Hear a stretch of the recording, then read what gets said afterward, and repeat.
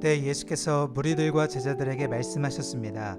율법 학자들과 바리새파 사람들은 모세의 자리에 앉아 있다. 그러므로 너희는 그들이 하는 말은 무엇이든 다 행하고 지키라. 그러나 그들의 행동은 본받지 말라. 그들은 말만 하고 행하지는 않는다. 그들은 지기 힘든 무거운 짐을 묶어 사람들의 어깨에 지우고는 정작 자신은 그 짐을 옮기는데 손가락 하나 움직이려 하지 않는구나. 그들은 남에게 잘 보이려고 모든 행동을 한다. 그들은 성구 상자를 넓게 만들고 옷수를 길게 늘어뜨리며 잔치에서는 상석을 좋아하고 회당에서는 높은 자리를 좋아한다. 시장에 가면 인사받기를 좋아하고 사람들에게 랍비라고 불리기를 좋아한다. 그러나 너희는 랍비라고 불려서는 안 된다. 너희 선생은 오직 한 분뿐이며 너희는 모두 형제들이기 때문이다. 또 너희는 누구든지 땅에 있는 사람을 너희 아버지라 부르지 말라. 너희 아버지는 한 분뿐이시며 하늘에 계시기 때문이다. 너희는 지도자라고도 불려서도 안 된다. 너희 지도자는 그리스도 한 분뿐이시기 때문이다. 너희 중 가장 큰 사람은 너희 종이 되어야 할 것이다. 누구든지 자기를 높이는 사람은 낮아지며 누구든지 자기를 낮추는 사람은 높아질 것이다. 너희에게 화가 있을 것이다. 율법학자와 바리새파 위선자들아, 너희는 사람들 앞에서 하늘나라 문을 닫아버렸다. 너희 자신만 들어가지 않을 뿐 아니라 들어가려는 사람마저 막고 있구나. 너희에게 화가 있을 것이다. 율법학자와 바리새파 위선자들아, 너희는 개종자 한 사람을 만들려고 육지와 바다를 두루 다니다가 정작 누군가 개종자가 되면 너희보다 2배나 더 악한 지옥의 자식으로 만든다. 너희에게 화가 있을 것이다. 앞을 못 보는 인도자들아, 너희는 누구든지 성전을 두고 맹세한 것은 지키지 않아도 되지만 성전에 금을 두고 맹세한 것은 반드시 지켜야 한다라고 말한다. 이 어리석고 앞을 못 보는 사람들아, 무엇이 더 중요하냐? 금이냐 아니면 금을 거룩히 하는 성전이냐? 너희는 또 누구든지 제단을 두고 맹세한 것은 지키지 않아도 되지만 제단에 있는 제물을 두고 맹세한 것은 반드시 지켜야 한다고 말한다. 앞을 못 보는 이 사람들아, 무엇이 더 중요하냐? 제물이냐 아니면 제물을 거룩하게 하는 제단이냐? 그러므로 제단을 두고 맹세하는 사람은 제단과 제단 위에 있는 모든 것을 두고 맹세하는 것이다. 또 성전을 두고 맹세하는 사람은 성전과 성전 안에 사시는 분을 두고 맹세하는 것이다. 또 하늘을 두고 맹세하는 사람은 하나님의 보좌와 그 보좌 위에 앉으신 분을 두고 맹세하는 것이다. 너희에게 화가 있을 것이다. 율법학자와 바리새파 위선자들아, 너희는 박하와 회향과 근체의 11조를 바치면서 율법 가운데 더 중요한 정의와 자비와 신의는 무시해버렸다. 그러나 11조도 바치고 이런 것들도 소홀히 하지 말아야 한다. 앞을 못 보는 인도자들아, 너희가 하루살이는 걸러내고 낙타는 삼기는구나. 화가 있을 것이다. 율법학자와 바리새파 사람들아, 이 위선자들아, 너희가 잔과 접시의 것은 깨끗이 잘 닦으면서 그 안은 욕심과 방탕으로 가득 차 있구나. 눈먼 바리새파 사람들아, 먼저 잔 속을 깨끗이 닦으라. 그래야 겉도 깨끗해질 것이다.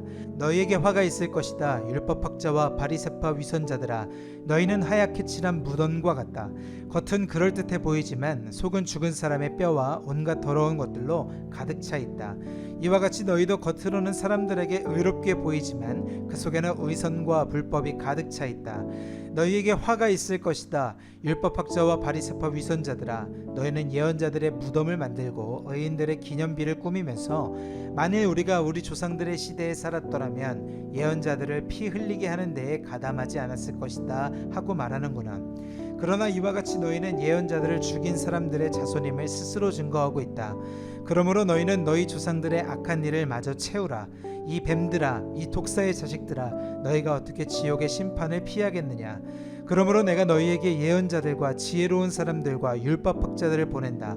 그러나 너희는 그들 가운데 어떤 사람들을 죽이거나 십자가에 못 박고 또 어떤 사람들은 회당에서 채찍질하고 이 마을 저 마을로 쫓아다니며 핍박할 것이다.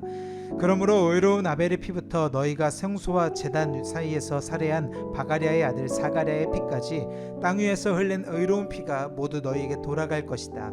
내가 진실로 너에게 말한다. 이 모든 일이 이 세대에게 돌아갈 것이다.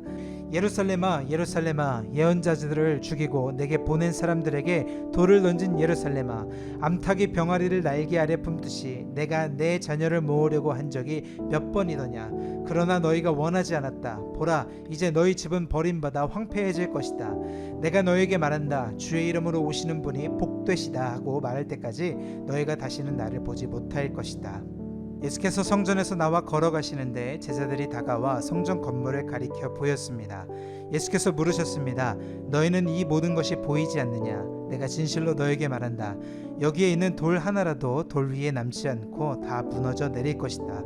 예수께서 올리브산에 앉아 계시는데 제자들이 조용히 다가와 말했습니다. 언제 그런 일이 일어나겠습니까?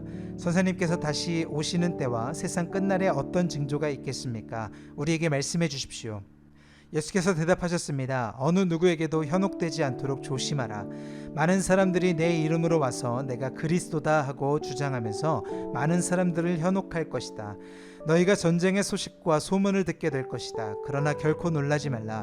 이런 일이 반드시 일어나야 하겠지만 아직 끝이 온 것은 아니다. 민족과 민족이 서로 대항해 일어나고 나라와 나라가 서로 대항해 일어날 것이다.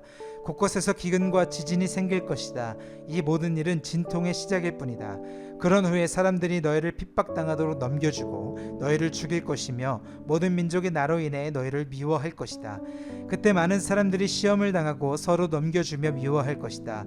또 가짜 예언자들이 많이 나타나 많은 사람들을 현혹하겠고 불법이 더욱 많아져 많은 사람들의 사랑이 식어갈 것이다. 그러나 끝까지 굳게 서 있는 사람은 구원을 얻을 것이다. 그리고 이 하늘나라 복음이 온 세상에 전파돼 모든 민족들에게 증거될 것이다. 그때서야 끝이 올 것이다. 예언자 다니엘을 통해 예언된 멸망에 가증한 상징물이 거룩한 곳에 서 있는 것을 보면 유대 땅에 있는 사람은 산으로 도망치라. 지붕 위에 있는 사람은 집안 물건을 가지러 내려가지 말라. 들에 있는 사람은 겉옷을 가지러 돌아가지 말라. 그날에는 임신한 여인들이나 젖먹이를 둔 여인들에게 화가 있다. 너희가 도망하는 일이 겨울이나 안식일에 일어나지 않도록 기도하라. 그때가 되면 큰 환난이 있을 것이다. 그런 환난은 세상이 시작된 이후 지금까지 없었고 앞으로도 없을 것이다. 그날들은 줄여주시지 않았더라면 아무도 구원받지 못할 것이다. 그러나 택하신 사람들을 위해 하나님께서 그날들을 줄여주실 것이다. 그때 누군가 너에게 보라 그리스도가 여기 있다 또 그가 저기 있다고 해도 믿지 말라. 가짜 그리스도들과 가짜 예언자들이 나타나 놀라운 표적과 기사를 보이면서 가능한 한 선택받은 사람까지도 현혹할 것이다. 보라 그때가 오기 전에 내가 미리 너에게 일러두었다. 그러므로 누가 너에게 그리스도께서 저기 광야에 계시다라고 해도 나가지 말고 또 그리스도께서 여기 골방에 계시다라고 해도 믿지 말라. 번개가 동쪽에서 치면 서쪽까지 번쩍이듯이 인자가 오는 것도 그럴 것이다. 시체가 있는 곳에는 독수리들이 모여드는 법이다. 그 환난의 날들이 끝나자마자 해가 어두워지고 달이 빛을 내지 않을 것이며 별들이 하늘에서 떨어지고 하늘의 세력들이 흔들릴 것이다. 그때 인자의 표적이 하늘에 나타날 것이고 세상의 모든 민족이 통곡할 것이다. 그들은 인자가 능력과 큰 영광 가운데 하늘의 구름을 타고 오는 것을 보게 될 것이다. 그리고 인자가 큰 나팔소리와 함께 자기 천사들을 보낼 것이며 그들은 하늘 이 끝에서 저 끝까지 사방에서 그가 선택한 사람들을 모을 것이다. 무화과 나무로부터 교훈을 배우라. 그 가지가 연해지고 잎이 돋으면 여름이 가까이 왔음을 알게 된다. 이와 같이 이런 모든 일을 보면 그때가 바로 인자가 문 앞에 가까이 왔음을 알게 될 것이다. 내가 진실로 너에게 말한다. 이 세대가 지나가기 전에 이 모든 일이 일어날 것이다. 하늘과 땅은 없어질지라도 내가 한 말은 결코 없어지지 않을 것이다. 그 날짜와 그 시각은 아무도 모른다. 하늘의 천사들도 모르고 아들도 모른다. 오직 아버지만 아신다. 노아의 때에 그러했던 것처럼 인자가 오는 것도 그러할 것이다.